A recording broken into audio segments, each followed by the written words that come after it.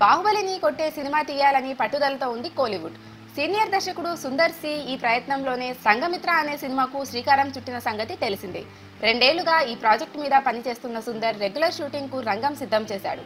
ప్రస్తుతం కేన్స్ లో జరుగుతున్న ఫిలిం ఫెస్టివల్లోనే ఈ చిత్రాన్ని లాంచ్ చేయడం విశేషం. ఈ చిత్రంలో కీలక పాత్రలు పోషించనున్న జయం రవి, ఆర్య, శృతి హాసన్లతో పాటు సంగీత దర్శకుడు ఏఆర్ రెహమాన్ నిర్మాతలతో కలిసి సుందర్ కేన్స్ కు చేరుకున్నాడు.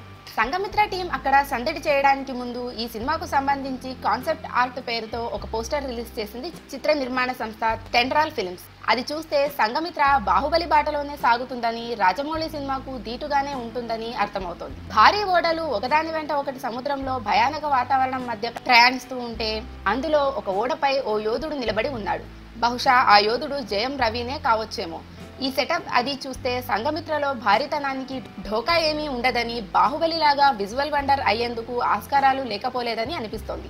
ఈ చిత్రానికి బడ్జెట్ ఎంత అని చెప్పలేదు, కానీ ఇప్పటిదాకా ఏ ఇండియన్ సినిమాకు లేని స్థాయిలో దీనికి ఖర్చు పెడుతున్నట్లు చెప్పాడు సుందర్. 2 ఏళ్లుగా ఆయన ప్రపంచవ్యాప్తంగా అనేక విఎఫ్ఎక్స్ స్టూడియోలతో కలిసి పనిచేస్తున్నాడు. కాకపోతే ఇంత ఖర్చు పెట్టి ఇంత భారీ సినిమా చేస్తున్నప్పుడు వేరే భాషల వాళ్లకు కనెక్ట్ అయ్యే స్టార్ కాస్ట్ ఉండేలా చూసుకోవాల్సింది. జయం రవి, ఆర్యలకు తమిళనాడు అవతల అంతగా ఫాలోయింగ్ లేదు. తమిళంలో కూడా వాళ్ళిద్దరూ పెద్ద స్టార్లేమీ కాదు.